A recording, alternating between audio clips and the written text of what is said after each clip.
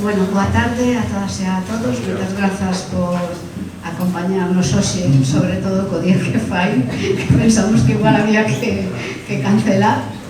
Pois estamos aquí de novo nesta colaboración entre a Fundación Luces e a Agrupación Alexandre Bóveda, que chamamos Revisar os Marcos, e que facemos cada mes tratando pois o tema central da revista Luces.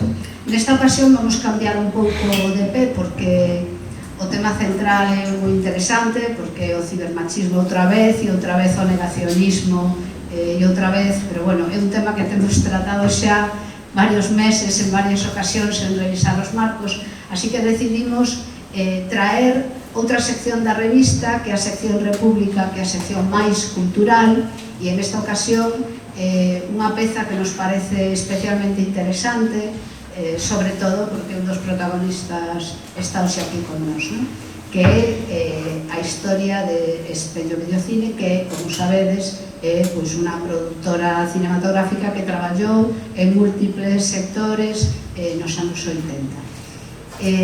Para falar disto, desta historia e de como se está a recuperar, temos hoxe ao autor da peza, Xosé Manuel Sande, que acaba de chegar de Madrid das súas múltiples ocupacións actuales, pero que está en excedencia de un posto de bueno, non sei como chamar, o produtor, o programador cinematográfico na Filmoteca de Galicia, e que é escritor cinematográfico, historiador tamén do cine, e tamén temos con nos a Xosé Xoán Cabanascao, Xosé Xoán, que lle cambiei o nome, Xosé Xoán Cabanascao, que é produtor e é un dos fundadores de Espello Videocine. Mentras eles conversan, imos ter de fondo, xa veredes, unha parte deste acervo videográfico, que é tamén unha parte importante da nosa historia máis recente. Deixo vos xa con eles, e logo da conversa, como sempre, imos ter a oportunidade de que interveñades vos. Mil grazas, Ana Luisa, e gracias a todos por estar aquí. Por a propia elección da peza, porque os do audiovisual sempre temos así un pouco de complexo, de que esa dimensión patrimonial, histórica e de memoria, de ollada sobre o pasado, que parecería que non se lle recoñece, da mesma maneira como outros ámbitos, ainda que, progresivamente si vai acontecendo. E desto, justamente, dunha maneira creo que moi simbólica, vai a sesión de hoxe, vai ao artigo, e van, sobre todo, os fondos, que é o importante, de Espello Videocine, os fondos gravados entre o ano 81 e 89, a primeira empresa de producción de vídeo galega, ademais, digamos, capitaneada, que non é a palabra máis bonita, capitaneada neste caso, porque era precisamente unha cooperativa, Espello Videocine. E, polo tanto, que tamén ten non só ese valor patrimonial, sino tamén ese valor laboral, para entendernos, nunha época que todos nos preocupan moito estas cousas, ten un valor, eu creo que tamén narrativo, todos estes materiais, hai unha pluralidade que ides vendo, de contidos, eu creo que é moi notable, e ben precedido dunha historia que xa ten o seu percorrido, logo iredes vendo as imaxes, e Xosé Xoán, de alguma maneira, se deterá en moitas das cuestións, nesa variedade que, como digo, vai ademais en moitas direccións, hai materiais políticos, sociais, culturais, deportivos, hai cuestións que teñen que ver xa con preocupacións ecolóxicas, medioambientais nese momento, é dicir, pero o que me interesaba era un pouco fixar toda a historia, como xurden estes materiais e como, digamos, na etapa contemporánea, Xosé Xoán, sobre todo, pelexa para que eses materiais sigan vivos, por decirlo de alguma maneira, e hoxe, afortunadamente, podemos... Sí, eso ahora retumba, escoitase, agora mellor, sí? Vale, perdón. Sí.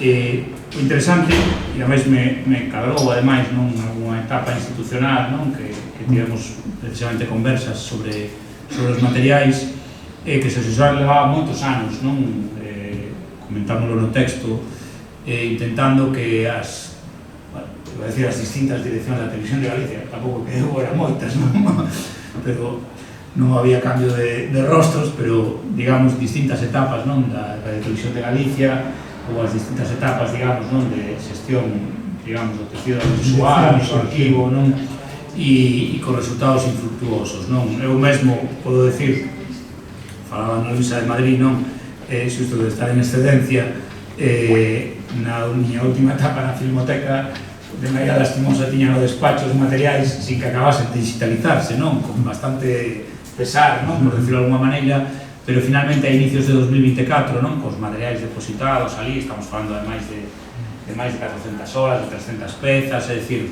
un contingente de material, eso, como digo, entre o ano 81 e 89, pero casi podríamos decir, sobre todo, entre o ano 81 e 85, referido a toda Galicia, pero sobre todo centrado en Coruña, por ir, digamos, precisando, e como todos os materiais, pois de alguma maneira comeza ese proceso de digitalización, non? Despois de, bueno, negociacións, por decirlo de alguma maneira, ou insistencias, non? Porque a veces esa lentitude exasperante, non? Cando non se entende desde outro lado, non? Esa relevancia patrimonial, histórica destes materiais, pero bueno, que finalmente chegaron, non? A bo porto, pero que hai nomes que se poden decir, non?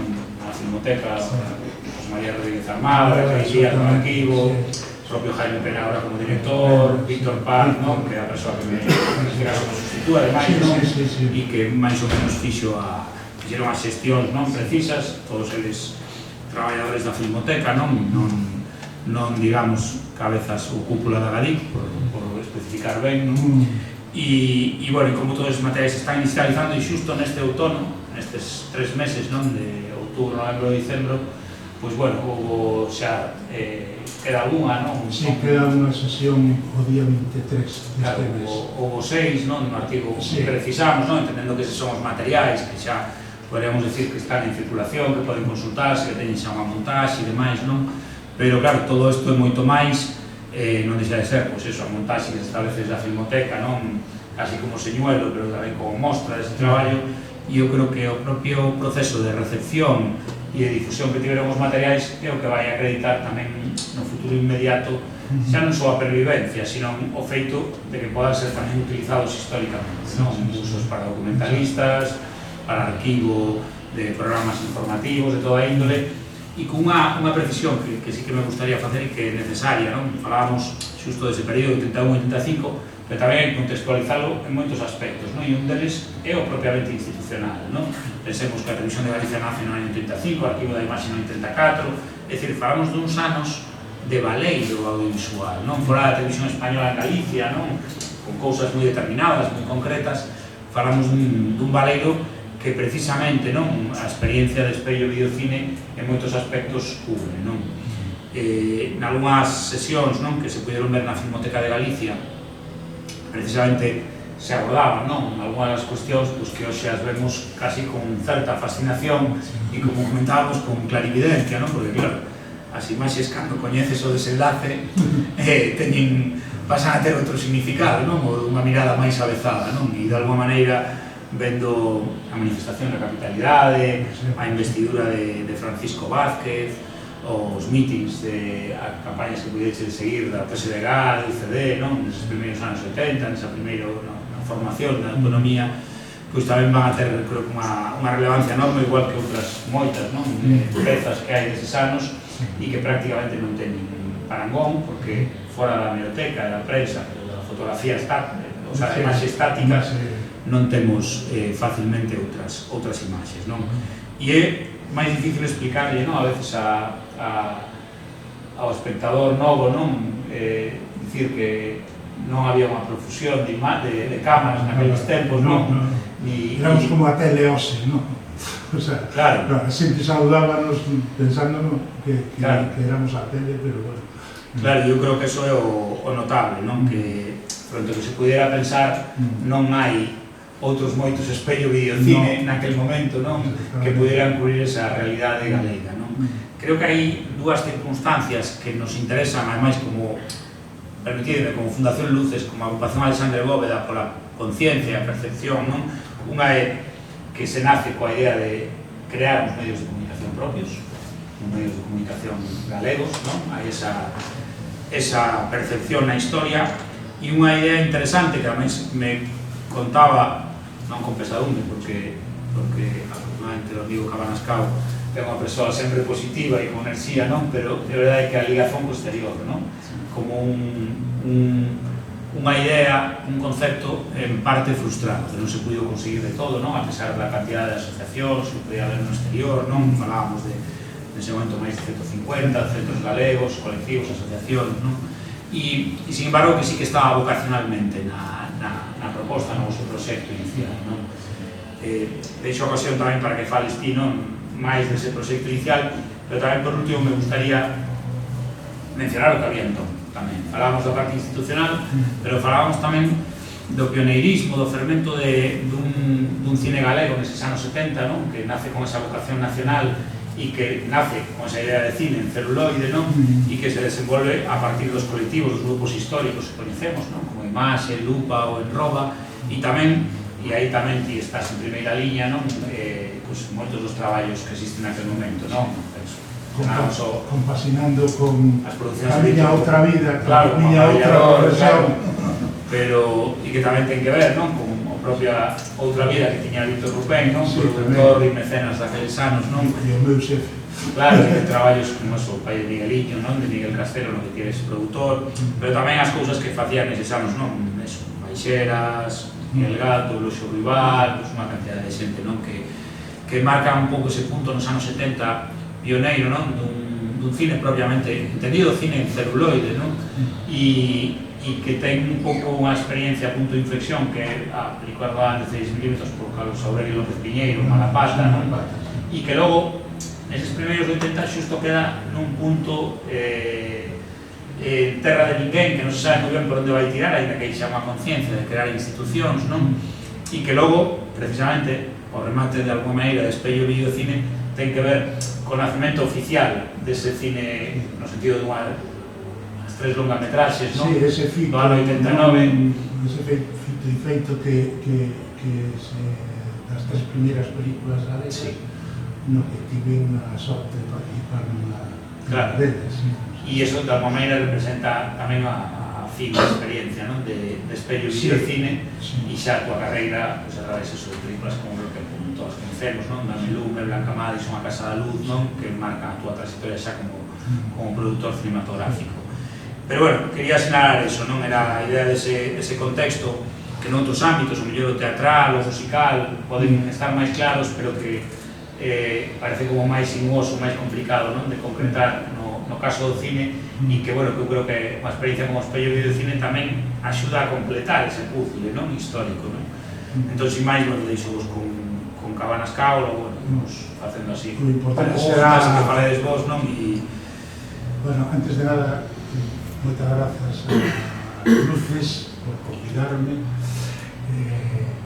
moitas grazas a Alexandre Bóveda tamén por estar aquí, gracias a vos por vir nun día como hoxe, non? Falábamos Sante Meixeu antes de ver como podíamos facer esta presentación, e en principio se plantexaba así como unha charla entre ele e Meixeu. Falábamos moitas veces, moitas cosas, non só pola entrevista. Ningún dos dous é mudo, para o caso. Os silencios tan cinematográficos no noso caso non se dan.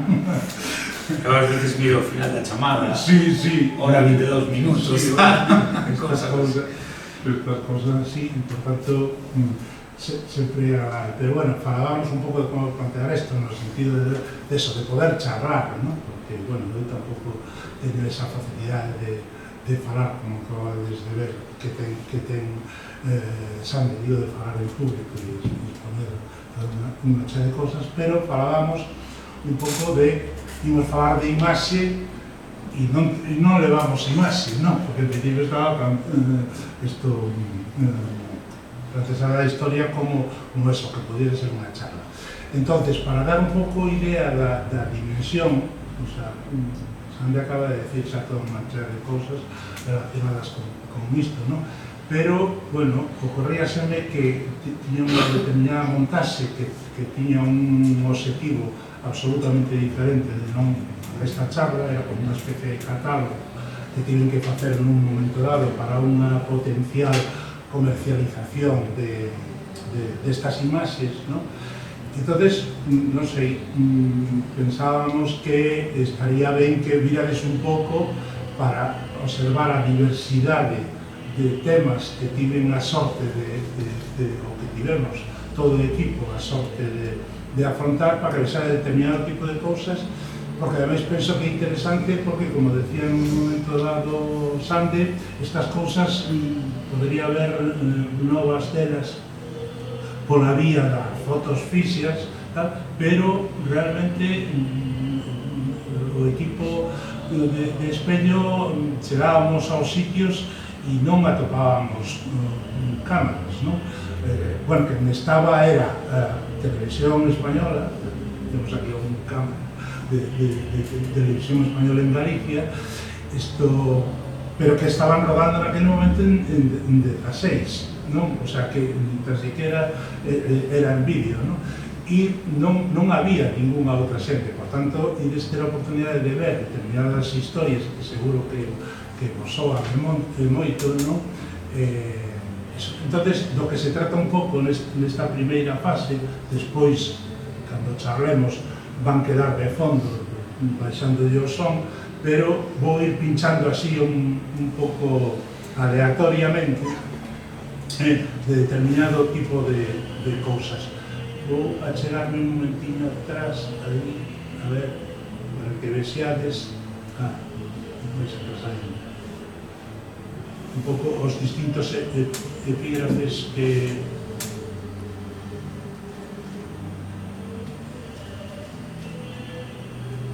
non sei se estou tomando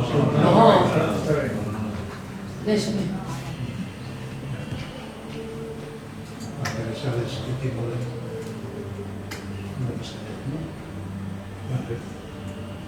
un pouco para non repetir o que se decía aquí.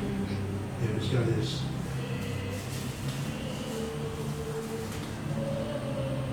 un pouco o que imos ver, xa digo, irei pinchando así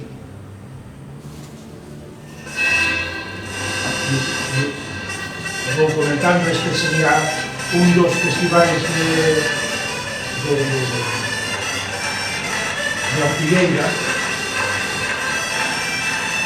creo que grabamos o terceiro e o cuarto.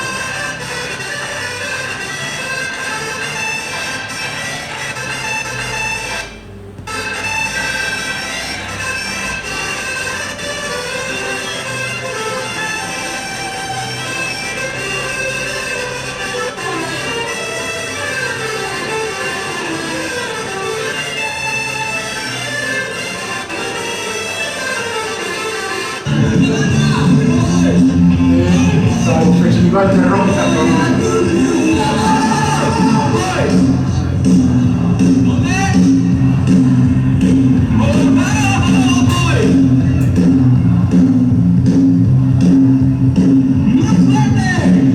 podemos observar que pasaron unos cuantos años. Muy bien, boy.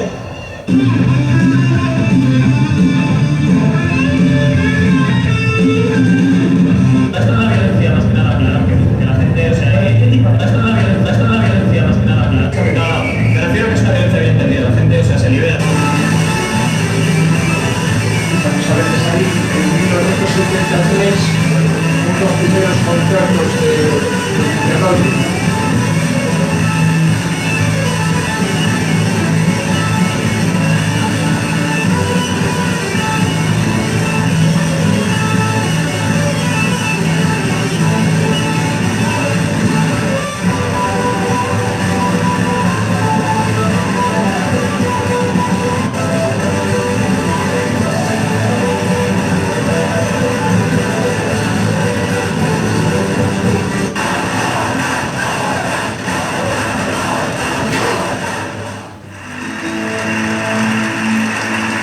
Creo que el hecho de estar cantando acá en La Coruña sea un impedimento para que lo que yo canto no se entienda. Pienso que lo que yo canto se entiende absolutamente en todos los lados, vamos, que se entienda castellano, o bien que en los cuales si yo canto en catalán les cuento el argumento de la canción, porque al fin y al cabo el trabajo mío es un trabajo bien sencillo.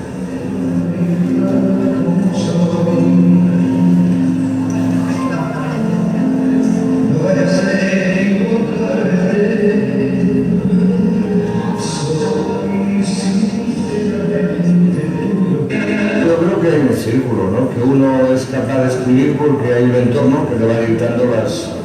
cosas a uno y uno es capaz de devolver estas cosas a este entorno en la medida de que se exprime y cuenta estas cosas. Hay un círculo de todo esto.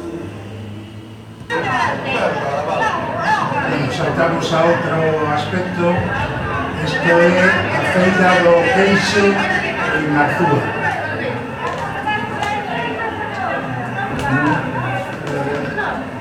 Creo que tiene por aquí o ano. Bueno, xa pasamos de a festa do marisco no Grove.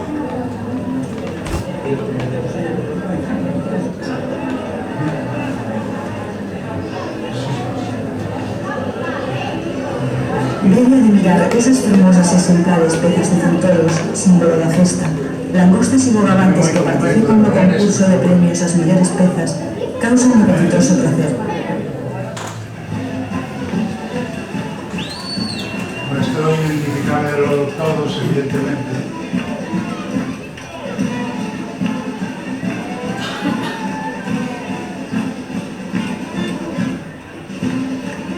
Os careiros.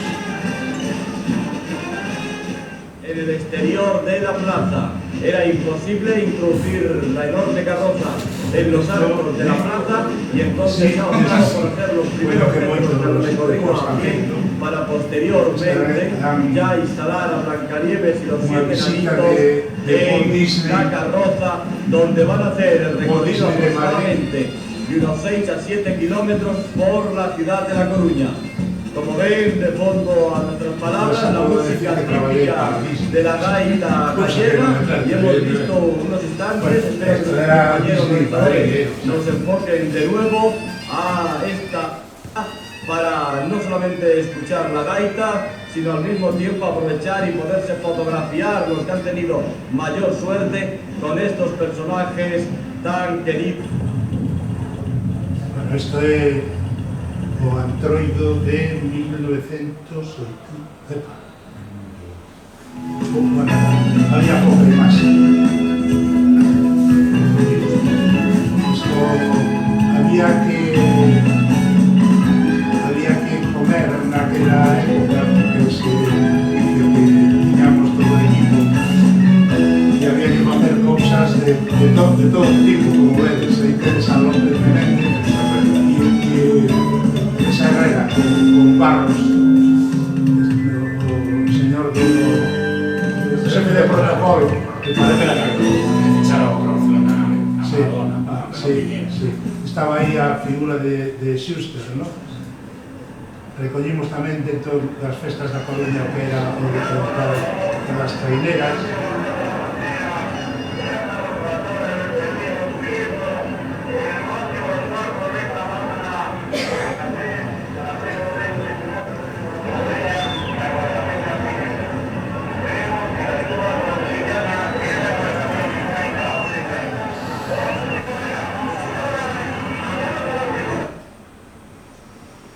Camilo José Cela se encuentra estos días en La Coruña para recoger la distinción de hijo adoptivo de la ciudad. Una distinción que viene a subrayar la vinculación tradicional que don Camilo tiene con la ciudad herculina. Ya por ello soy obligado a iniciar esta breve conversación preguntando a don Camilo por esa vinculación, por esa relación entre La Coruña y Cela, que creemos que además tiene su fase más intensa en su primera juventud. Sí. Yo tengo familia coruñesa, mis primos, los Rosada. Trulloc, somos hijos de dos hermanas, María Trulloc, la madre de ellos, Camila Trulloc, la mía. Pasaba aquí largas temporadas. Usted sabe que los primos, sobre todo las familias tan amplias como la mía, tan numerosas, hay primos de primos, hay algunos más próximos, otros más remotos, aunque todos estén en el mismo grado de parentesco legal. Con los Rosadas estuvimos siempre muy vinculados. Yo pasaba aquí largas temporadas. Ellos vivían al principio, y allí con ellos, en la ciudad de Jardín, en la avenida de La Habana, me acuerdo perfectamente del chalet que tenía en Villanina, y después aquí en la calle Tabernas 30, en el Parrote. Aguardaban impacientes el momento en que la acción se finalizase. Esto es... Poco antes de las 2 de la tarde, las primeras fuerzas francesas comenzaron a descender desde las alturas que dominan el valle de Viña. A lo largo de todo el si no a batalla de Viña en forma de soldaditos de chumbo. la infantería el norte encerrado, impasible a las descargas de la fusilería inglesa, continúa impávida su avance, acompasando sus pasos al golpe de los tambores, a pesar de las balas. Sí, me parece recordar que esta fue una idea de Fernández Siesta. Esto es del Festival de Danza Nureyev, La Coruña.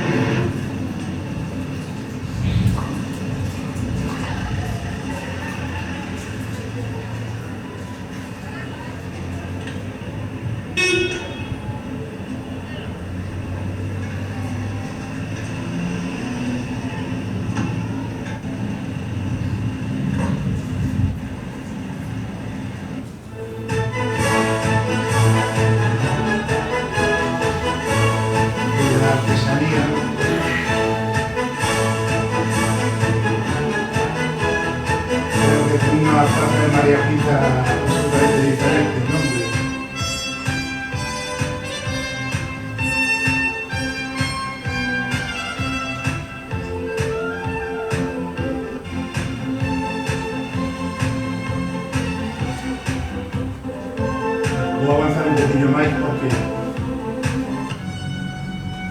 isto é dúas edicións do Festival de Cine de Comedia da Coruña, onde fixeron este catálogo tan cinematográfico, non? Unha lata de cine que utilizamos para... Isto eran os créditos co que se empezaban as pezas que facíamos para o festival.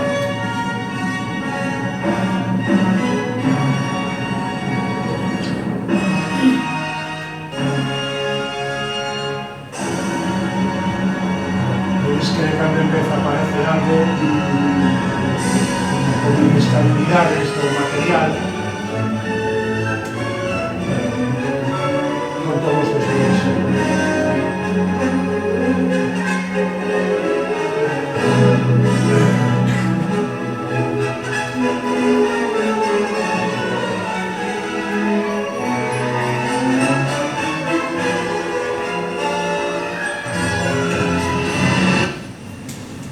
Las primeras estrellas invitadas y miembros del jurado son recibidas al pie del avión por el director del festival, señor Arijón, y el jefe de Relaciones Públicas, señor García Barros. Sí, John Bennett. Debería estar por ahí Dana Andrews tamén. Eliza me parece, ¿no? Sí, sí. Dana Andrews y esposa, junto a Joan Bennett y esposo, mostraron su satisfacción por estar ya en Galicia después de un largo viaje desde Estados Unidos. Bueno, reportajes de tipo corporativo son empresas. En este caso es una friesa.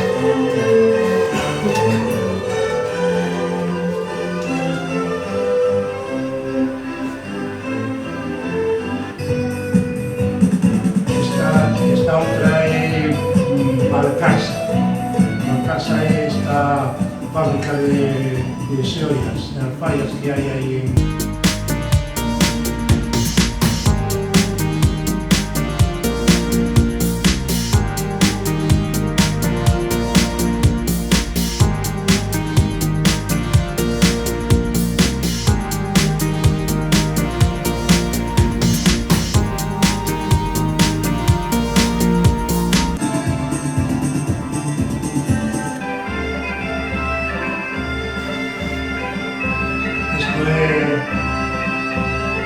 Leima.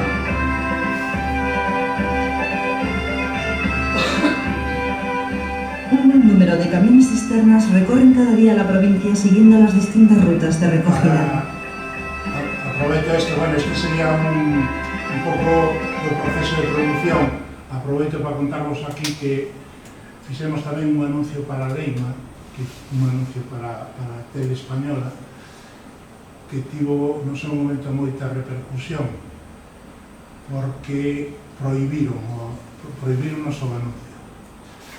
Entonces, bueno, tratábase de espaller a cinco nenos, un tenía que beber leite, outro tenía que tomar peixe, outro tenía... Fixemos unhas probas de reparto tan boas, a ningún dos nenos que escollimos lle gustaba o produto para o que estaban destinados. Bueno, entonces, estando así en pleno proceso de producción do anuncio, pois non nos sabía outra cosa nada de decir, es la leche, mira que... Bueno, total, tanto comentamos eso de esto es la leche, no sé, que por iniciativa ademais do propio xerente de Leima naquel momento, dice, pois vamos a poñer ao final, dice, Leima es la leche. Me prohibieron por eso. Prohibieron naquel momento, prohibiuse por esto. Este home, que era un tío procedía, vamos, de algo relacionado con la publicidad y demás, aproveitou a historia para facer publicidade nos medios da Coruña, aproveitando a negativa da propia televisión. Bueno, si é que interrumpo contando estas cousas, non, si que non... Vou avanzar,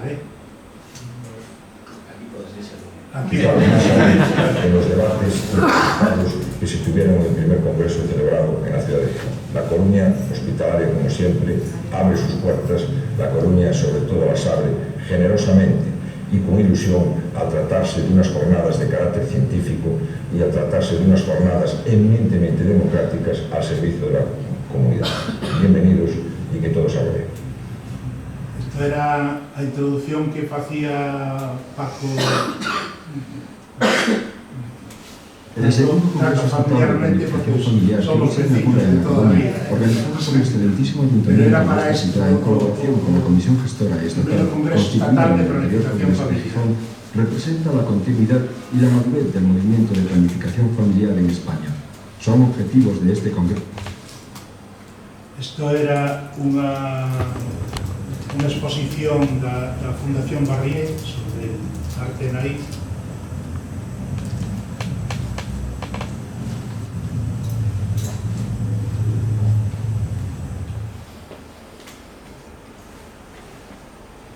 Campañas políticas.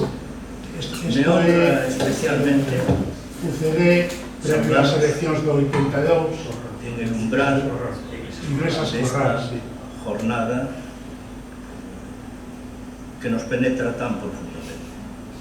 Saludaros a todos, a nuestro querido presidente del partido y los amigos y correligionarios que le acompañan, a cuantos nos asisten, a los medios de comunicación que participan de una manera tan decisiva en el desarrollo de estos motivos que tocan tan a la sustancia de nuestra vida. Llevamos en la voluntad el ánimo de la más alta de las empresas. Basta que le vemos la frente y empujemos hacia adelante. Una cosa que quisiera salientar de esto, ¿no?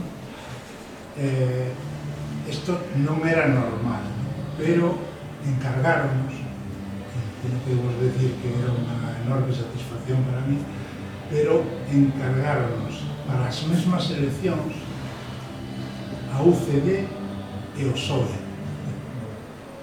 nas mesmas eleccións. Bueno, eso, en fin... E agaches todas a campaña dos dous. A campaña dos dous. O sea que eso era, en fin, No, hoxe en día evidentemente non se fai ese tipo de cosas. Que ano era? Como? Que ano era 1982. Tampouco tiñan moitas máis posibilidades, de cargar o vos ou a vos. Sí, non. Nese ano non había... O que pasa que, bueno, había unhas campañas que viñan tamén de Madrid. Xa, pero se querías encargar aquí non había máis posibilidades. No, eso sí é certo. A vos ou a vos. Para facer un seguimento máis longo deso. Bueno, isto creo que é unha cousa do sol. Mira, acabo de paralo. Identificades a este... Ese... Exactamente. Sí. Y este de aquí creo que é... Anto? O baixo a esquerda é Miguel Barros. Derecho a discrepar. Sí, Miguel Barros, sí. Y el deber a hacerlo internamente. Será el derecho al uso de los medios del partido y se obliga al deber de mantener informado, tanto en documentos como en actuaciones, a los órganos ejecutivos. En nombre de la ejecutiva y como... Estos son traballos aburridos moito, non? Ao contrario. Isto é para a obra social da Caixa, facemos con cantidades de traballos relacionados fundamentalmente estos con lo que era a obra social, non? Isto é unha galería, non me gusta falar de galería, é unha escola infantil en Monforte.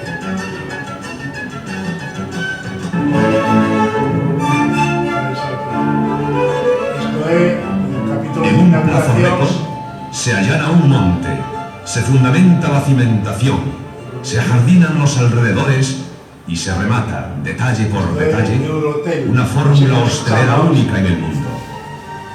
Bueno, permite ver otra Coruña, claro, estamos hablando de... El objetivo era la entrada en funcionamiento antes de la primera ronda eliminatoria del Mundial 82.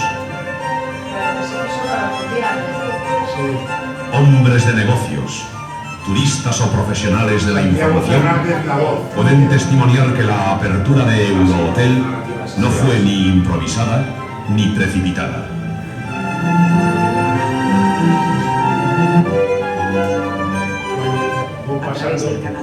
Bueno, esto supongo que... Una sola idea.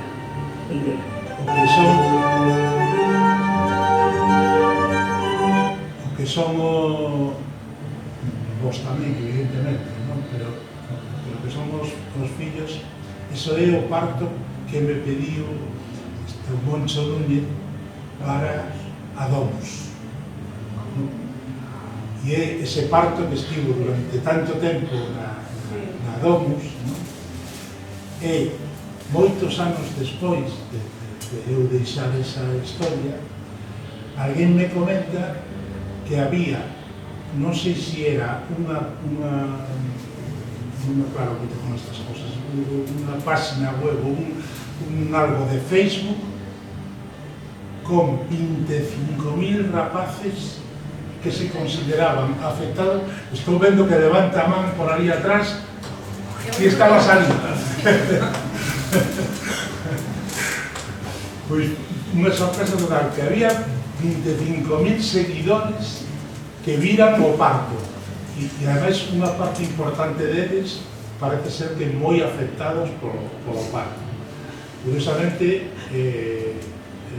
é un dos dous partos que gravei, e máis un deles moi directamente porque fixen eu de cámara, en concreto a nena esta chegou pola productora con 25 anos, xornalista.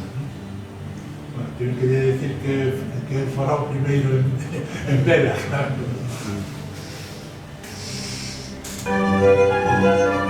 Para o hospital materno. Sí, aquí está. Durante esta etapa, una sola idea. Esto que é unha cosa así moi a su hija tiña autorización, evidentemente, da NAI Hablar para muy poder bien poñer con las esto contracciones no seu para que momento sea lo más na corto DOC, posible. sí.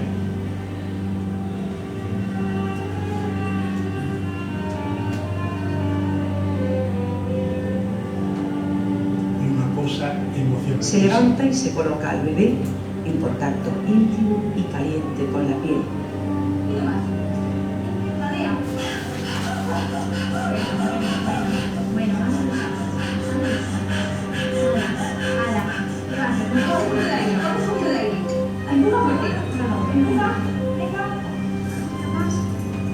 Bueno, por si non é do agrado de todo o mundo, isto é unha cosa que me tocaba moi de preto, claro.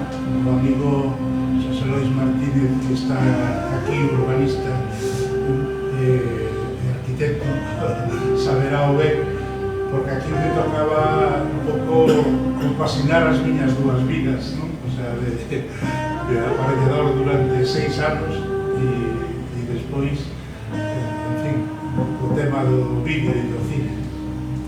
En realidade era o mesmo, porque pasei de facer planos a facer planos. Do Plan Xeral, que se someten á información pública, presenta una doble vertiente. Por un lado, la información y deseo de subsanar posibles errores detectados por el público en cuanto a existencia de edificios, viviendas o caminos que pudieran no haber sido recogidos en la cartografía manejada. En segundo lugar, mostrar los trabajos que se vienen realizando y la idea que sobre el futuro de la ciudad se plantea a objeto de... Adoptó el siguiente ofrecimiento de bandera por ofrecimientos Infantería Isabel la Católica número 29. Todas estas grabaciones tienen presente todas, absolutamente todas. Pero bueno, hay algunas que se despistan de tanto representar que representa esta era la estética que nos topaba de fotos de López Menéndez. Primero, ofrecer agradecimiento de Fernández Alborno y García Sabel, el Rosón, y ahí está Rouco, era Afán Ibáñez y Ferreiro, era Ferreiro. Bueno, esto pido descuido con límites, algún tiempo para el alborozo y el que tanto arraigo tiene en nuestra ciudad, una bandera nacional con el nuevo escudo constitucional. Porque hace falta algún tiempo para la despreocupación, algún tiempo para el descuido con límites, algún tiempo para el alborozo y el regocijo y el esparcimiento honesto, algún tiempo para que la mente descanse y el espíritu se relaje, que esta grande, hermosa, bella y atrayente ciudad, que la ciudad en que desembarcó por primera vez Carlos V en España, que esta ciudad, modelo de ejemplos, modelo de esencias de lo que es la región y la comunidad, modelo al mismo tiempo de lo que es el amor patrio hacia la comunidad global, ejemplo serio y profundo de una ciudad que sabe ser, sea al mismo tiempo ciudad que sabe, sin dejar de serlo, encontrar mayor sentido a su sentido de ciudad, metiéndose en las fiestas, viviendo en las fiestas, gozando de la compañía, siendo más ciudad, que así su historia se hace más densa y así se hace más patente su vinculación a la historia y al sentido gallego y a la historia y al sentido nacional, a la historia y al sentido de lo español. Haya fiestas, fiestas del espíritu, fiestas del amor, fiestas de la ciudad. Amigos de Coruña, que haya fiestas para el abrazo mutuo, fiestas para sentirnos unidos, fiestas de todos los de Coruña, que abiertas a todos los de España. Parece un antecedente dos colocarios, non? O sea, que dixo un día alcalde ilustrado, alcalde sen papéis. Sí, sin papel, e ademais con unha linguaxe, non? A mí parece un documento e ver a Paco ao lado, ademais.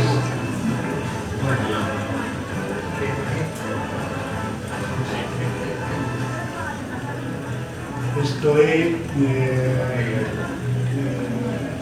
a Escola de Capacitación Agraria. Fixeron uns grandes estudios sobre a mellora da súa explotación, entón vou preguntar cales foron os motivos que lle influíron a dedicarse a esta explotación. A sesión correspondiente a este tipo de cosas debemos dar conte, y para mí foi unha sorpresa porque a documentación desta a donde entraba parece ser que este tipo de escolas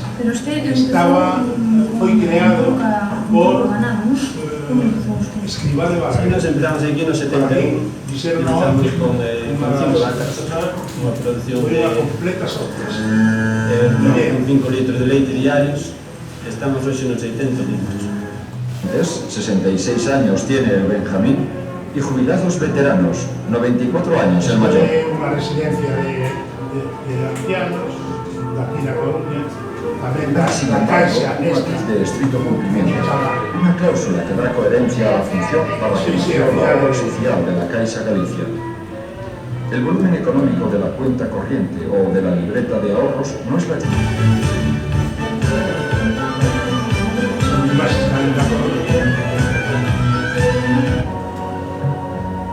Esto es la muralla de Lugo, ¿no? Creo. La amplia extensión del recinto servía, en caso de peligro, como refugio de los habitantes de la comarca, nunca completamente sometidos por el imperio. Sorprende al visitar nuevas técnicas de pesca, salazón y conservas, la ciudad inicia un rápido crecimiento. Aumenta la población con actividad comercial e industrial y se desarrolla el nuevo barrio del Arenal. Donde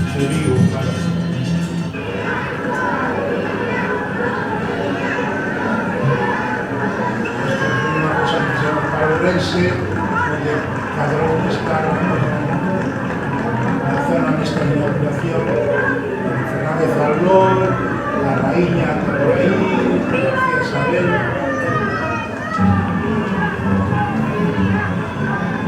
Permanecieron abandonadas. Edificios como el del depósito de sal y administración. Toma posesión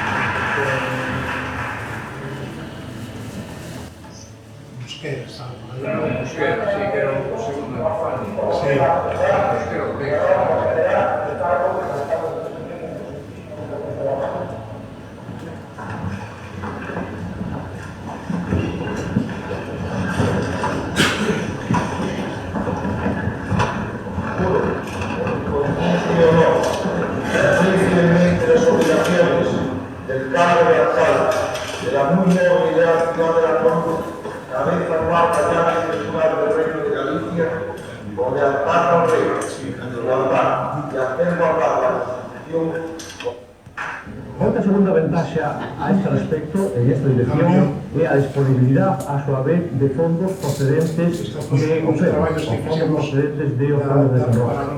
Estes fondos son política de área comunitaria, a política de área comunitaria con todas as ventaxas que isto implica en canto a recollida de produtos, en canto a de subvencións, en canto, en fin, a toda a serie de datos. La media de edad de los empleados de la caja es de 35 años, lo que le sitúa en uno de los primeros puestos del país por la juventud de son y la fusión y la y cordial de la concesión ciudadana. La concesión de una medalla de presidente de los eventos diarios de España. Quiero sin embargo recordar algo cuando los diarios tienen presencia para conocido Ramón. En esta ocasión vamos a comprobar más que serán más obligados que nunca tras la recepción de esta medalla de oro concedida en democracia y en libertad. También se determinan mediante muestreos previos de SLAC, eliminados como zonas de optimización en las fechas de junio y julio, que también se determinan mediante... Bueno, y esto es un poco al final. Sabedes que hai 180 horas de imaxe editadas, que son os programas que fuchedes vendo, e algúns máis non vos aburridos que teño anotados por aquí. E despois hai do orden de 800 cintas que nós chamamos de material bruto. Entón, quería apuntar respecto deste tema e das cosas que realmente me preocupan. Falaba antes de que había como unhas inestabilidades. O traballo que Xande dixo que fixera a Filmoteca, o CEGAI, ten que ver con unha digitalización que vai permitir, cando menos, non perder a información que hai nunhas cintas. Se vos digo igual de 3/4 sumático non vos digo nada, eran unhas cintas como as de VHS, o que pasa que máis anchas de banda. Entón, o deterioro dese material magnético, bueno, o tempo xoga en contra desta historia.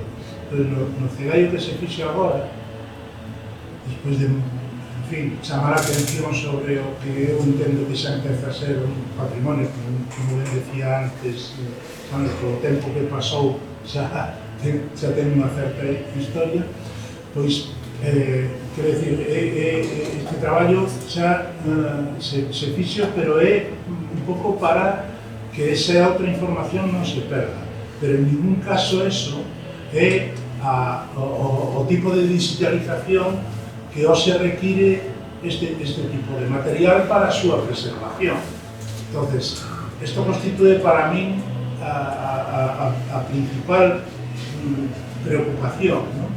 E de aí, bueno, a necesidade de que isto se coñeza o máximo posible para que non só este material meu, evidentemente haberá outros tipos de materiais posteriores, pero o que se corresponde con esta época é un material absolutamente inédito. E vos estades vendo isto, bueno, pues eso, realmente por primeira vez. Algunas cousas se pusieron publicitariamente en determinados ámbitos da Coruña, como era, por exemplo, o caso dos bingos, e unha cousa que se fixo en un momento dado, cosas que falábamos do kilómetro cero, que eu igual alguén o pode aclarar, que era unha especie de lugar de exhibición comercial, que chamaban kilómetro cero, que se presentaban uns vídeos e tal, entón ali nos accedimos a ver, pero despois casi ninguén viu o que é todo este material. Sí, voy a comentarte, me voy a preguntar un par de cousas así como para acabar de ir completando, digamos, ese puzzle e tamén volvendo atrás con alguna cuestión, non? Primeiro, unha lógica, non? Como xurde Espello Videocine, como vos conformades con esa singularidade cooperativa, pero ten que ver con moitas inquedanzas tamén deses anos, non? De presentar tamén alternativas, non? Ao existente, non? E moitas veces eso máis directamente comercial, digamos, non? Como son as orixes, non? Bueno, había certa declaración de intencións, non? Antes indicábamos, de alguma maneira xurdían esas dúas vías de a idea de establecer un medio de comunicación propio, propiciar a existencia deses medios de comunicación propios, ese enlace posterior, que queda, bueno, máis desdibuixado logo no horizonte, non? Iso por un lado, e por outro algo, que cae de caixón vendo demais toda esta catarata, este torrente de materiais, non? Esa variedade de traballos, como tamén se van propiciando. Se entende que hai unha tarefa comercial, pero tamén empeza a haber encargos de distinta índole, sendo que algúns institucionais, outros que teñen que ver directamente con as publicidades, non? Directamente con empresas concretas e demais. Quería comentaros un pouco eso, por un lado, como se foi conformando o proxecto e por outro logo, nesa parte práctica, como conseguides ir unindo as pezas para que se vaya desenvolvendo e sobrevivindo económicamente e extendéndose no tempo. a respecto do que é a orixe, non? O sea, realmente toda a xente que formábamos parte de Espello tiñamos por raro que pareza, uns antecedentes todos. Estábamos relacionados máis ou menos maior ou menor medida co que era o cine surrealista, non? Do que ti falabas antes. É dicir, eu, por exemplo, personalmente, co que era o equipo Lupa, onde estaba o Eulosio Rival, o sei académico da Lima, me parece, onde estaba Roberto Vidal Bolaño, donde, bueno, tiña unha relación con eles. Despois xurde o tema do pai de Victorino, pero que Manolo Abad, que despois foi un dos directores de Luar xunto con Dayoso, isto viña de fotografía, do equipo de imaxe, tal.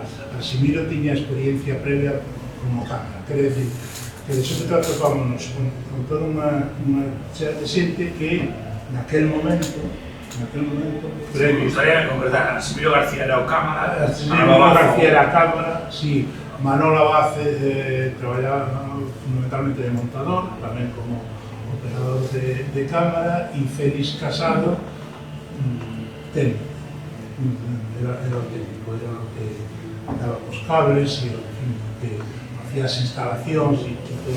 E exercías como produtor e axudante e eu como de cámara, produtor e axudante de cámara, cargando con un magnetoscopio.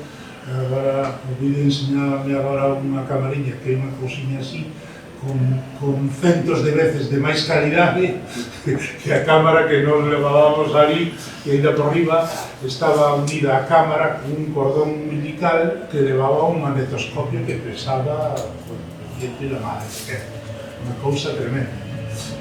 Entonces, es outra xente, non? Son Marcial de... Sí, despois había outra xente relacionada a ela. Realmente a idea de Espello ven fundamentalmente por Marcial Nés, que era un informático de cando os ordenadores non se iba á mesa do ordenador, senón que se iba á habitación do ordenador.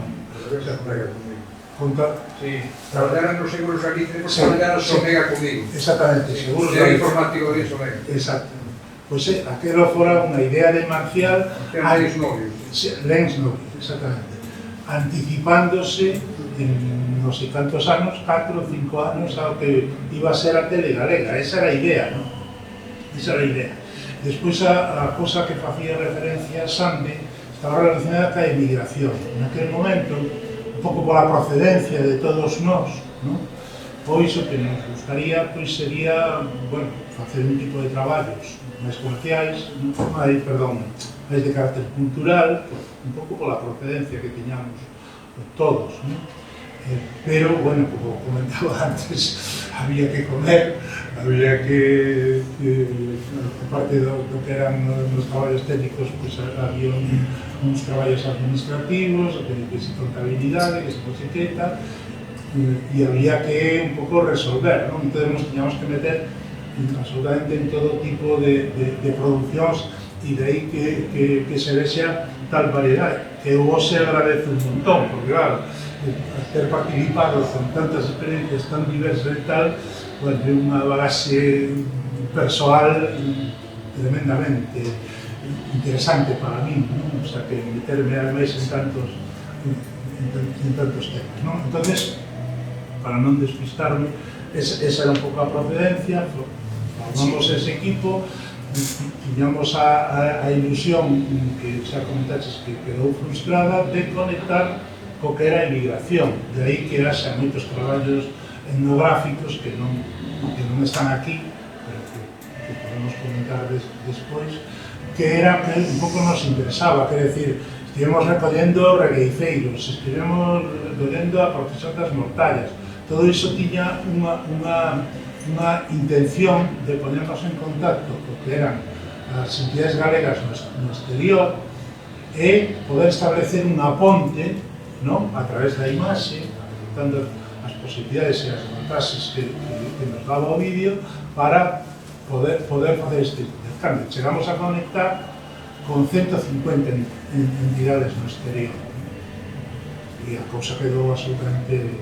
frustrada. Claro, o sea, absolutamente. E o primeiro traballo que facedes? E o primeiro traballo que facemos exterior. Sí, de unhas entidades galegas no exterior, en París, donde está José Quiroga, como representante da Xunta, que levou tamén un cazo tremendo que temos recollido, por unha cousa tal, e como contraste estaba o meu querido amigo Pepe Barreiro, o historiador, que tamén soltou ali un speech que parecía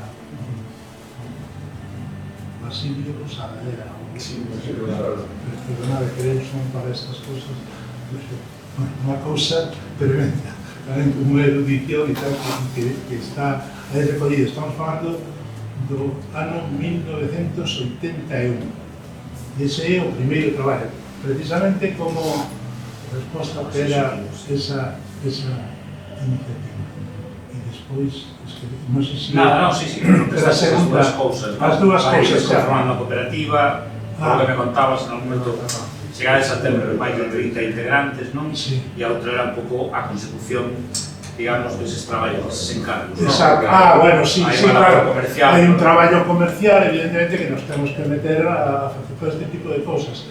Sempre, teño que decirlo, que a miña visión de productor óseo, non moita, pero con alguna experiencia máis e con unhas cuantas penas de longametraxe feitas polo medio, que sorprendentemente estes traballos, deficiencias técnicas á parte, pero que, algo que comentábamos, ¿no? O sea, había unha idea de contar unha historia en cada documental, en cada... O sea, que había unha formación desde o punto de vista teórico, non era coller a cámara así a primeira de cambio de veces, non?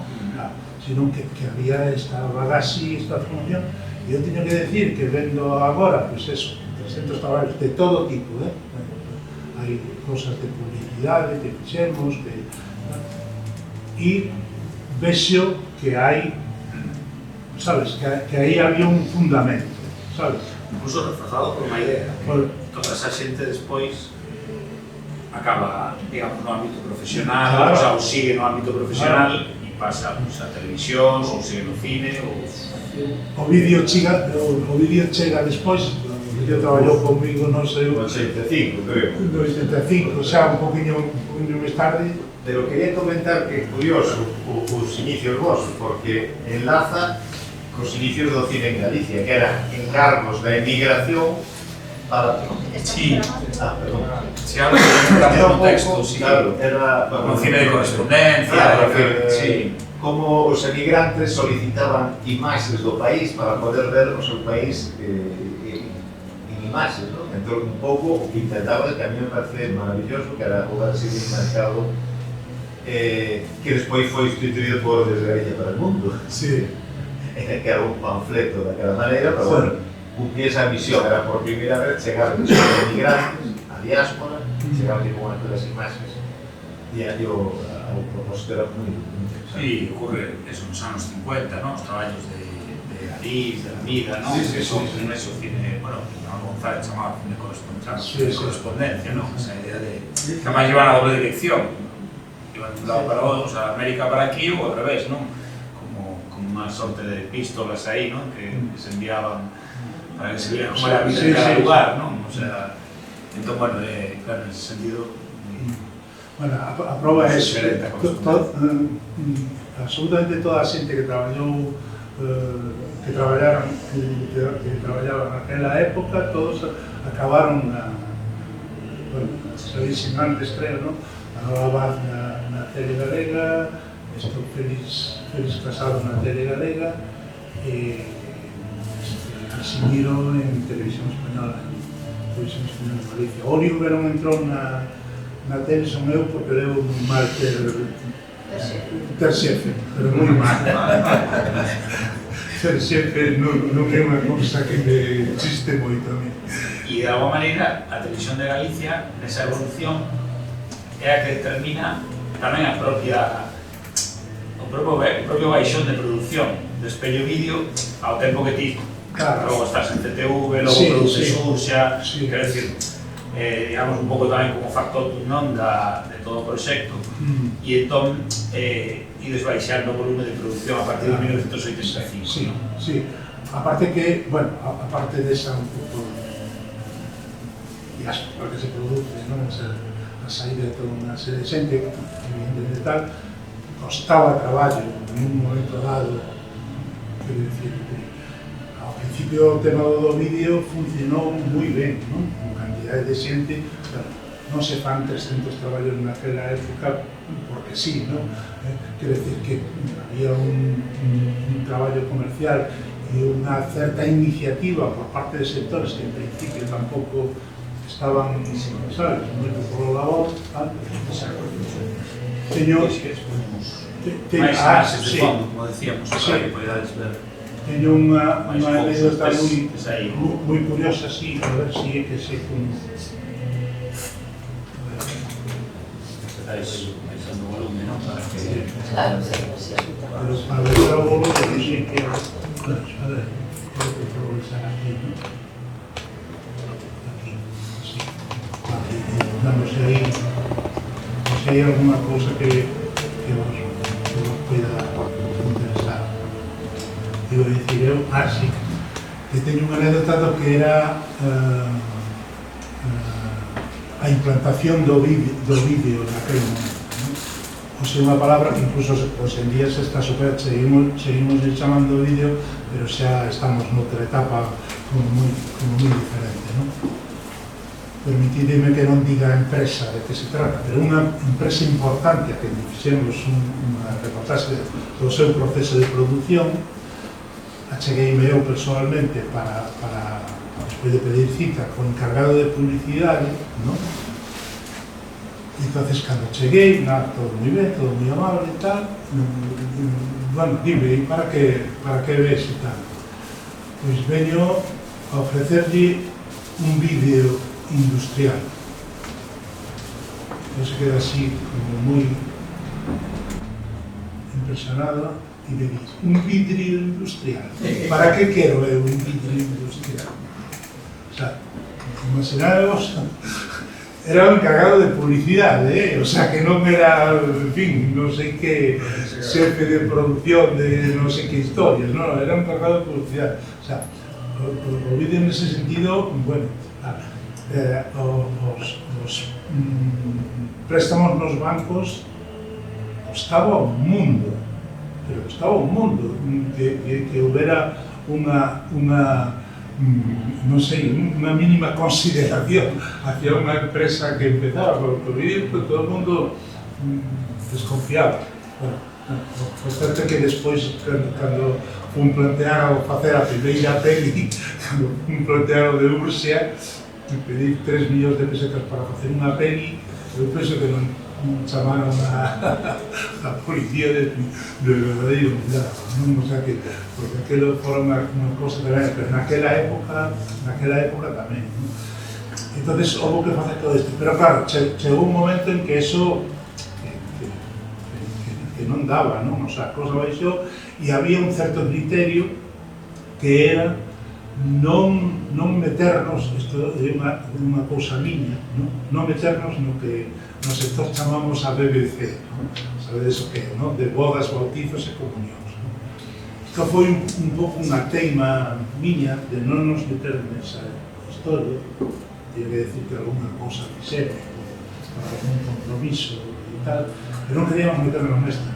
E ademais, eso era tremendo, porque os fotógrafos naquele momento, cando chega o do vídeo, tiñan unha rotación bestial, claro, porque todo o mundo se apuntaba a facer o vídeo da boda.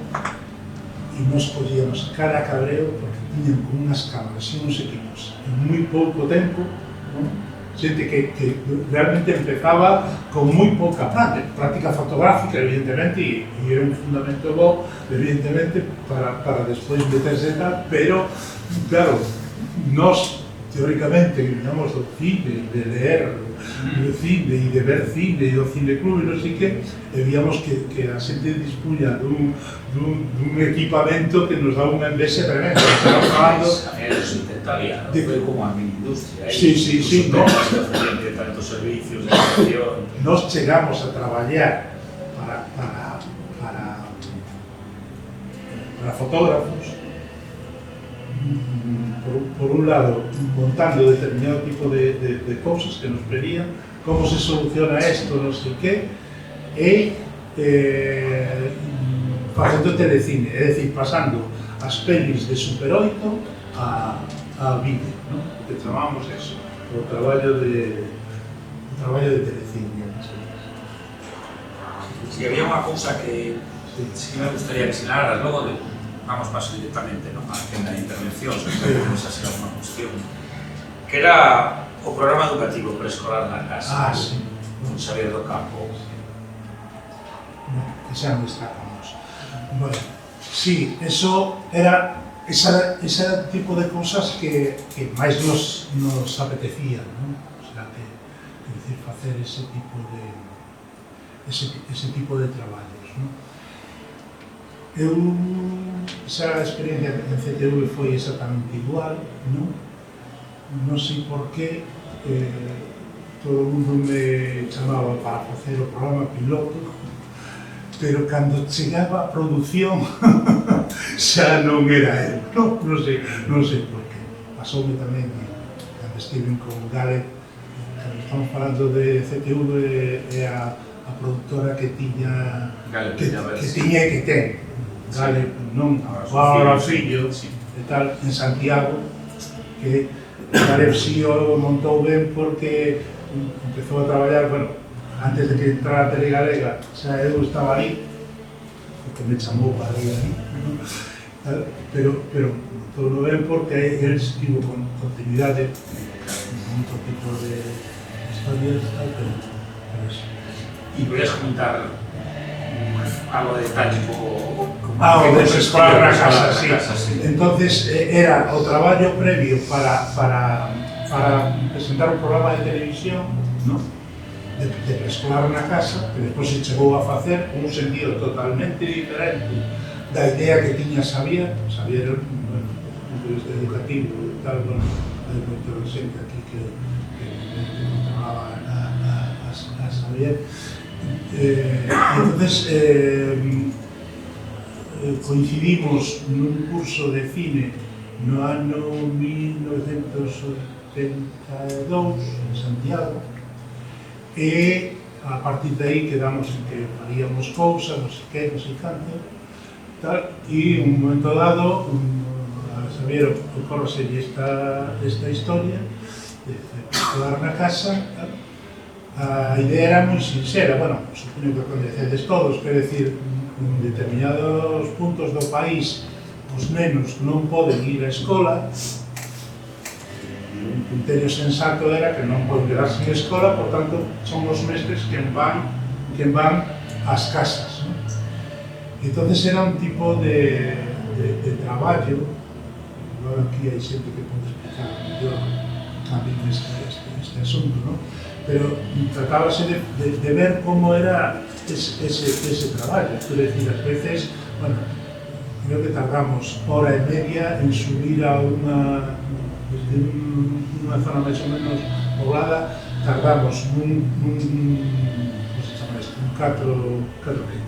los coches con las 4 rodas, un Land Rover destos, hora e media para chegar á casa, tal, ¿no? O traballo que tiñan que facer os mestres, chegar ali, e era o compromiso cos nenos, o compromiso cos pais, unha cosa absolutamente preciosa. Bueno, a recepción que había a estes mestres era unha cousa increíble, non? O sea que... E eso se está digitalizando tamén o material de preescolar na casa? Sí, a parte alguna especie así. Sí, está todo aí, sí. Foi unha cosa que rodamos en Melide. Bueno, si queredes. Hai material perdido? Tes material perdido? Sí. si hai material perdido porque isto a precariedade que tiñamos medios en algún momento levou a que moitas das cintas tivemos que reciclaras, o cal non quedaba outra que cargarse o anterior tal. Afortunadamente non foi moito, pero bueno, de algunhas cousas si isto non se podía... Tes algún ron? Sí, isto non se podía... Nos inicios de televisión española non se conservan muitísimas cousas dos anos 60. Cando entrevistaba a Juan Diego, encargaron un artigo sobre a parte de televisión, digamos, as súas interpretacións, e había decenas de programas e non se conservaban porque era, claro, se grababa, se reciclaba, se grababa. Fixo Televisión de Galicia no 85, 20 anos despois. 25 anos despois, fixo. Aí o que hai é que houve moitísimo material en cine, en 16 minutos, en televisión española. Sí. Entón, chega, a decir, o vídeo chega que era cos mundiales de fútbol, 62, cando chega a potencia no 80, 81, que é cando vosotros empezades. Pero acaban de facer un proceso moi interesante, e Castro, había... Pepe Castro, sí, que non, perdón, non me me parece xunto ca figura de Marciales, estamos falando un realizador de televisión que...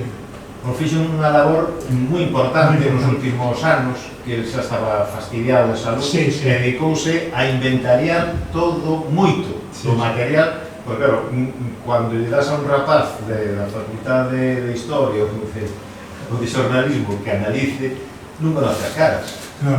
Ve caras, non hai subtítulos, non hai etiquetas, pero son as imágenes que encarajos que digo. Castro colleu e fixo un programa moi interesante que foi sobre a transición, onde utilizou esas imágenes, e ahora mismo acaban de levar, fai 3 ou 4 meses, ve un camión e se levou todas as cintas que había en Santiago e se levou para Madrid, e ahora mismo están digitalizando todo. Ele había feito unha selección previa, pero ahora mismo están digitalizando todo. Non sei qual vai ser o resultado final. Bueno, por menos a conservación. Sí, claro. Estamos falando de eso, do aspecto de conservación, pero claro, o importante de todo este material é un pouco o que hoxe se chama os metadatos, non? Quer dizer, que son todas aquelas cosas, que estaba comentando o vídeo, que son todas aquelas cosas que permiten que este tipo de imaxes alguén as reclame, algún estudio se reclame, que alguén que quere meter non sei que cousa nun anuncio, vamos, eu tiven que mercar no seu día imaxes de arquivo de Televisión Española e de corresponsais e a Agencia EFE de que éramos corresponsais tamén aquí, non? Que foi un traballo que non sei un momento fixemos, non? Nun momento dado, por temas do desastre total da miña última peli a de Xavier do Campo, precisamente, a Casa da Luz, un desastre total, pillou unha crise do 2008, que era cando empezamos a rodar, e aquilo que un desastre total. E que iba a decir? Pois non sei que iba a decir, quedeime na crise.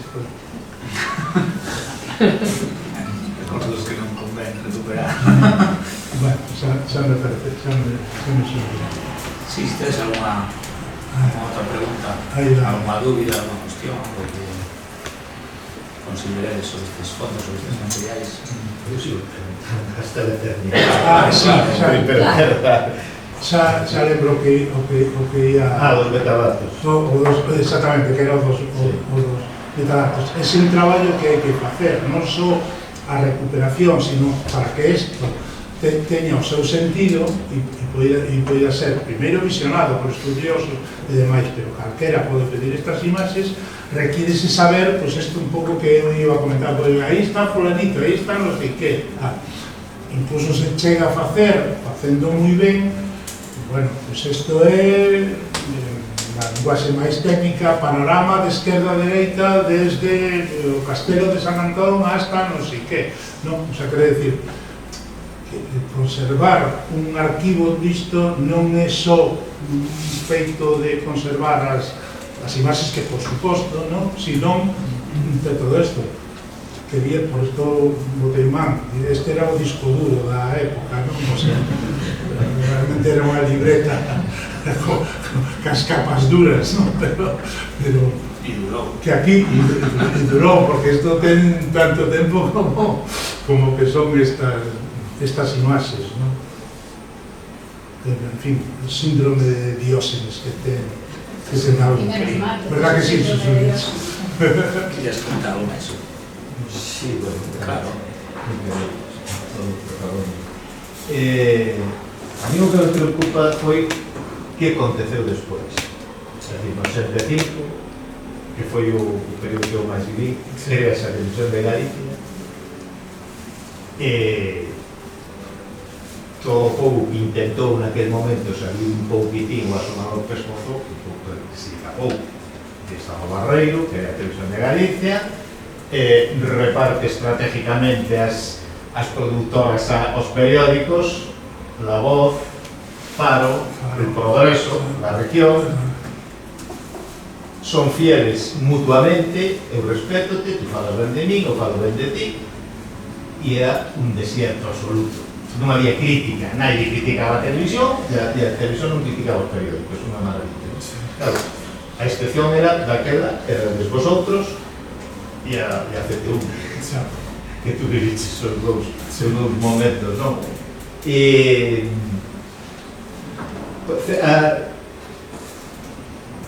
Tuvo que ser, que en un momento dado, Jalep, o Moro, cando chega a ter un protagonismo, que chega a ter moitos programas na televisión de Galicia, é porque penso que hai un certo tráfico de influencias que levan a iso, e iso fixo que sí, e ademais era non sei, a min gustábame a idea de aceptei ir alá porque había unha combinación moi boa, non?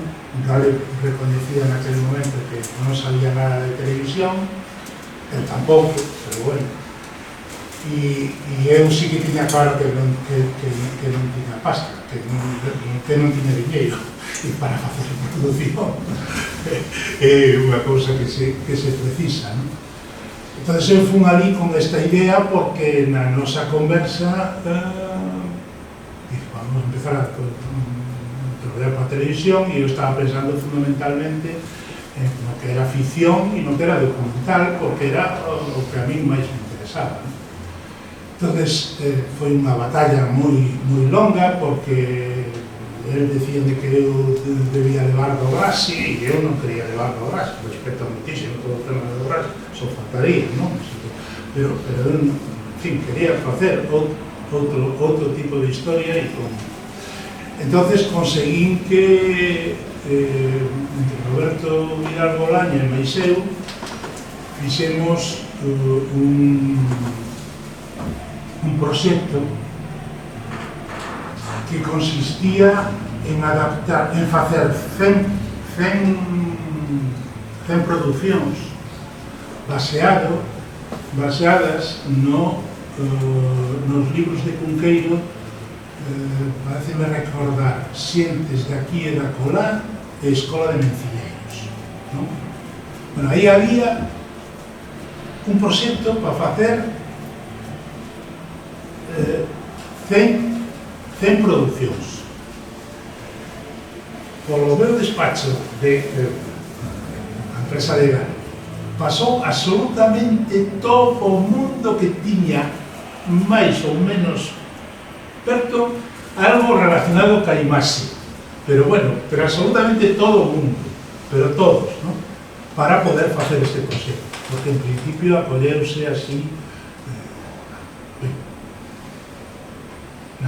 fixemos o capítulo piloto, lembrábame de tal, fixemos Novo de Parmuide, ¿no? Con Roberto dirixindo esa peli, unha produción en Mondoñedo, unha cousa tal, moi ben, presentación, pero chegou o momento da verdade e a cousa quedou absolutamente en nada. Claro, era unha idea de televisión, por exemplo, que eu tiña moi diferente. O sea, a tele galega xenerase a tele galega con referencia a un modelo mastodóntico como era o modelo de televisión española, ¿no? O modelo está trasplantado, ¿no? Claro, eu estaba con outra historia, o sea, eu non quería entrar na tele. Personalmente o que quería era traballar para a tele, o sea, propoñer de cousas a tele, nesta liña do que digo do que fixemos con Roberto Hidalgo Banda, ¿no? E era un modelo, ademais, que teles con moita zona por aí adiante. Despois fixen unha especie de mestrado europeo do audiovisual, o EAVE, non? Unha especie de mestrado importante a nivel europeo e tal. Entonces, claro, visitamos non sei tantas teles e era un modelo un pouco que a mí me apetecía facer, non? É dicir, unhas produtoras desde fora propoñendo cousas, non? De producción, con control da propia tele, por suposto, con control tratándose da tele pública, por suposto, pero que sería unha cousa moito máis ágil. A ver, todo isto dito con respeto absoluto, só faltaría, non, a toda a xente que traballa en televisión, que decir... E os propios períodos da historia da televisión, non? Sí. Que hai momentos... Sí. Que máis idade de ouro, non? Ou máis prósperos creativamente e outros, bueno, máis amordazados en todos os sentidos. Pero o deste modelo é, sabes, quero dicir, viuse andando o tempo un pouco ao que conducí, e o que está a conducir, non? En fin, eso me parece que, claro, insisto, con todo o respeto, grandes amigos, grandes compañeros, está por ali atrás Ana Termeño, que tamén andaba por ali. Esto, entonces... Pero la viviu a idade de ouro. Sí. Vivir de ouro, dorada, a de bronce e a de barro. Que eu vivín todo o fraguismo, da televisión de Galicia. Ata agonía, ata dolencias, non? Ademais, todo. Mirad unha cousa curiosa. Manolo González ten escrito sobre a historia de Galicia, creo que é o que máis escribiu, non? O visual, os primeiros momentos. Ten un libro de antes de televisión, de aparición de televisión galega, onde aparecemos, pero tamén ando por ali, aparecemos 300 personas. 300. Escolleron na tele galega a 5. Entre eles, 3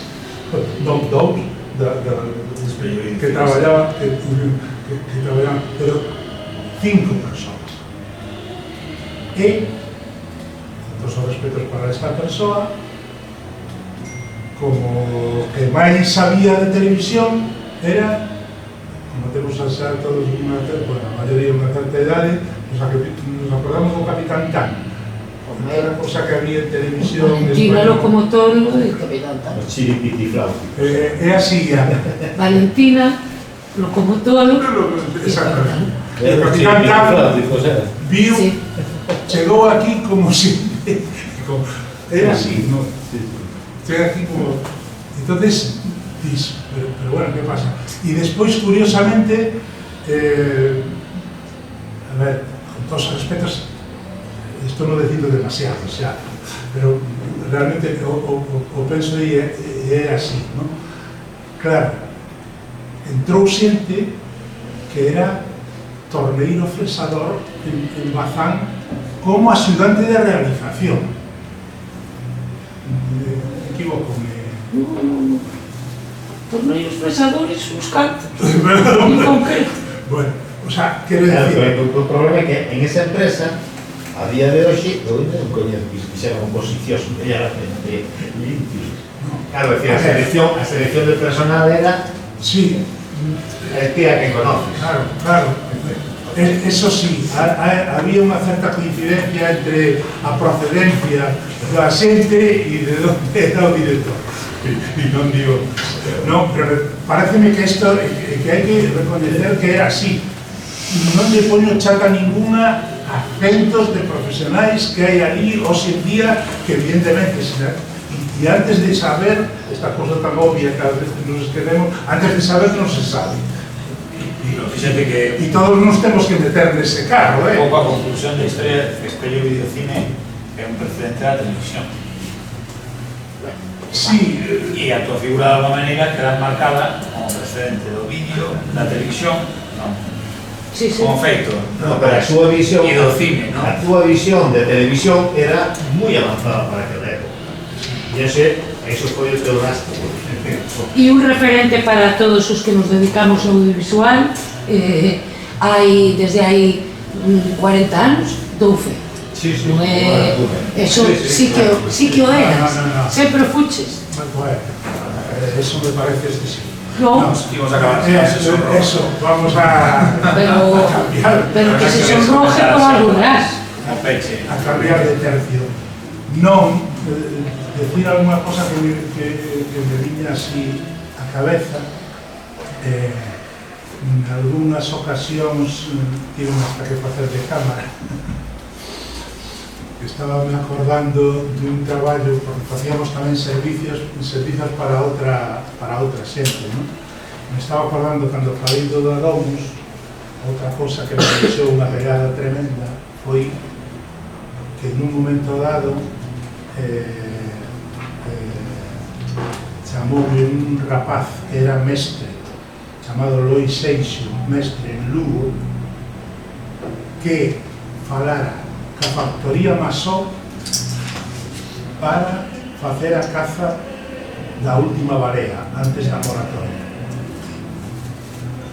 Bueno, eu digo que sí, vamos un día a Caneliñas, no, a Caneliñas non, como era? Masó. ¿Ah? A Masó, a Caneliñas. Sí, a Masó, sí, está a factoría de Caneliñas, pero saíamos de fronte do Monte Pinto, pero que non me sai o sitio. Bueno, da igual. E resulta que non podemos sair porque hai boada, que o capitán non sai así. Vale, perfecto. Quedamos para outro día, o cámara botase atrás e me toca ir a caza da última barea. Vale. Paseime 5 días a 100 millas de Fisterra con unha experiencia previa naval que consistía en ir cos meus pais desde a Dársena a Santa Cristina. Que a experiencia para meterme en un barco no Aveiro era ir de Santa Cristina aquí a Dársena e ao revés, non? Bueno, non pasa nada. Non saímos o primeiro día por as tormentas que había, pillamos unha de forza 8. O capitán e arponeiro levaba desde os 14 anos, tiña 60, e levaba desde os 14 anos na mano. A súa cara era como esta parede de blanca. Imaginademos a miña. E ainda por riba, levando unha cámara naquela época, porque hoxe en día temos un Steadicam, temos un estabilizador, temos non sei que, sabe, atándome o cinto, a peza, non sei como se chama, a peza esa onde se enganchan as estachas, ¿no? Para que non me chimpara o marfón, aquilo unha pasada. Bueno, sorpresa. Premio comentar que estivo aquí bueno, no Cerai creo que tamén, pero como se chama, o Acuario, non me sabía, no outro museo, non? E levamos o primeiro premio nun premio nun festival ecolóxico en Francia, además. O sea que, imagínate, e eso, claro, esa experiencia foi, non sei, do máis interesante. Muy bien, pues mil gracias. Bueno, creo que é interesante tamén que a partir de agora, con os materiais de Espello Videocine, existe esa posibilidade, non? De difusión, de reaproveitar, non? De que esos materiais teñan un proceso de expansión e que continúen, non? Como vestigio histórico, patrimonial, fílmico, e como exemplo tamén dun momento de nacemento, non? De moitas cousas, non? Sí, espero que sí, sobre todo que sirva para ese tipo de debates, de verdade. O outro día a cousa, independentemente de los personaxes, pero que estiveron moi ben contando cousas sobre aquela época, estiveron Marfani, Enrique Marfani e Paco Vázquez, e foi moi interesante ver ese diálogo, non? O sea, non sei que estaba manexando permanentemente la política estatal, de que cada un deles falaba, non? E entonces chámame Suárez ou chámame non sei que, e outro, non, falo con Alfonso Guerra e con, sabes?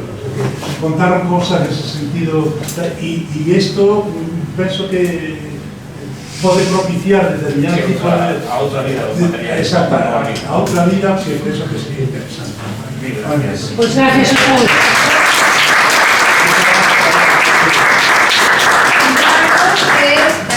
Tedes a posibilidade de mercar a revista e a xenda, incluso. E xa temos a xenda disponible.